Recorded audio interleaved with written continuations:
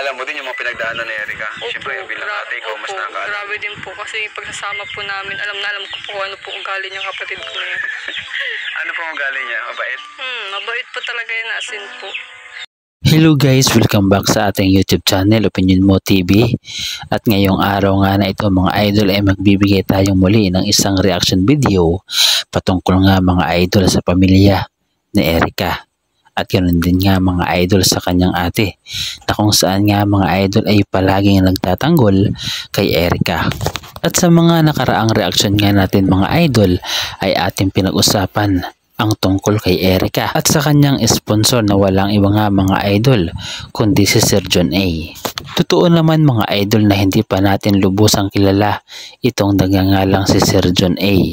Dahil nga sa kanyang pagtulong kay Erica ay nagkapagbigay tayo ng iba't ibang espekulasyon at haka-haka dahil nga mga idol sa mga nangyari at dahil nga mga idol sa biglaang pag-alis ni Erica. Ngunit ano pat anuman ang nangyari mga idol, itong si Erica mga idol ay hindi pa rin natin alam kung ano ang punot dahilan ng kanyang pag-alis sa Team Kalingap, na kung saan nga mga idol ay marami sa inyo ang nag-aabang ng kanyang paliwanag. At bagamat sinasabi ng mga lolo at lola ni Erica kay Kalingap Rab na ang dahilan di umano ng pag-alis ni Erica at ang pagtigil ng pagbablog nito sa kanila ay dahil sa pag-aaral at ang gusto ay maging tahimik na ang buhay ni Erica at malayo sa social media. Ngunit tamang ba mga idol na biglaang umalis si Erica sa kadahilanan lamang mga idol na ito ay mag-aaral? Well, para sa akin mga idol ay hindi ito makatarungan at hindi ito tama. Dahil una sa lahat mga idol, ang sponsor ni Erica ay walang iba kundi ang Kalingap, na kung saan nga mga idol ay pag-aaralan ito sa kursong kanyang napili.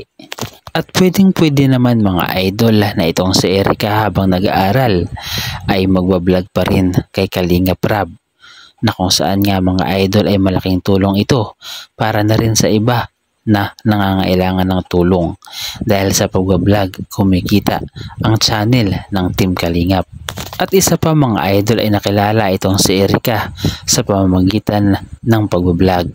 Nakita natin siya mga idol sa isang content at dito naman mga idol ay malaya namang pinayagan si Kalingap Rab na kuhanan sila ng video.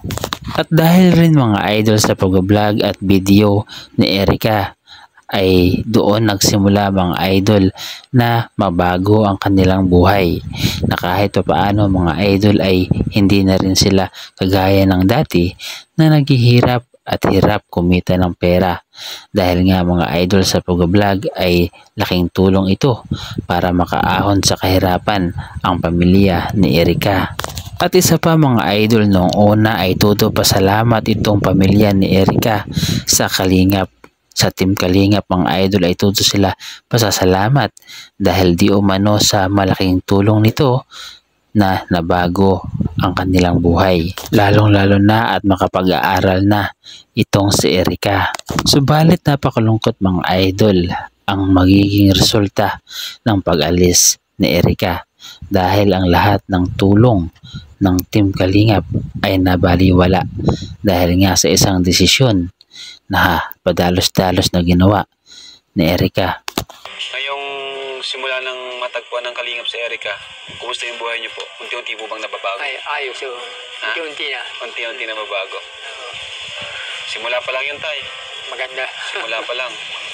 Sayang talaga mga idol ang nasimulan ng Team Kalingap kay Erica.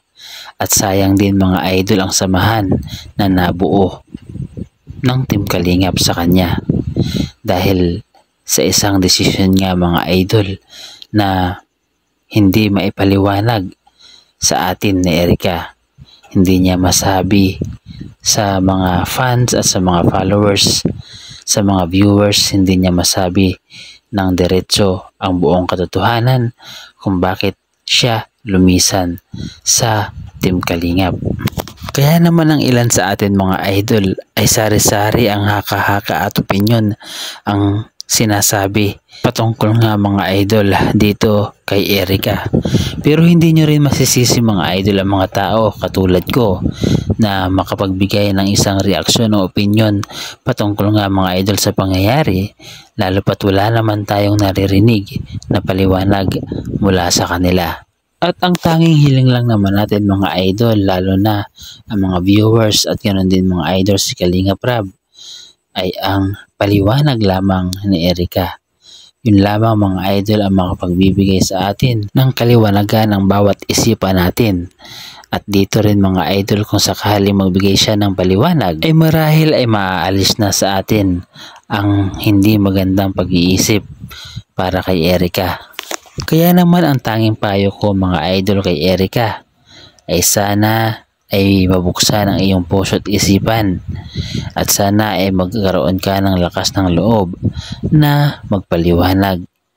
Magbigay ka ng iyong side, ipaliwanag mo ang iyong side para naman maunawaan ng mga tao o ng mga sumusuporta sa iyo at hindi lamang ang kabilang panig ang pinapakinggan o di kaya naman ay ang mga negatibong reaksyon patungkol nga sa iyo. At kung mayroon man kaming nasabi na hindi maganda tungkol sa iyo, ay sana ay maunawaan mo rin kami dahil nga sa hinihintay namin ang iyong paliwanag at wala kaming marinig ay sari-sari ang haka-haka at speculation ang sumasagi sa aming isipan.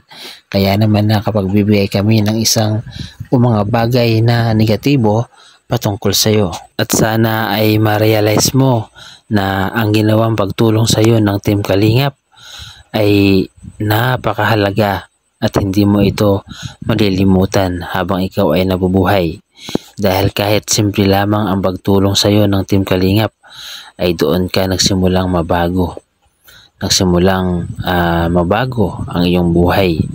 Alam natin mga idol na marami ang pinagdaanan ni Erica bago siya nakilala ng Team Kalingap o ni Kalinga Prab, na kung saan nga mga idol ay siya ay nagkasambahay sa malayong lugar para makatulong sa pamilya.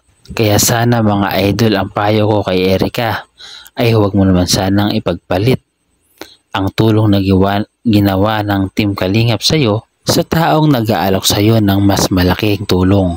Siguro ay pwede mo itong tanggapin, Erica, pero huwag na huwag mong tatalikuran ang unang tumulong sa iyo na wala ang iba mga idol kundi ang Team Kalingap. Kaya naman sana para matahimik na ang lahat, Erica, ay magbigay ka na lamang ng paliwanag. At tinitiyak naman natin na ito ay pakikinggan ng marami mong tagahanga.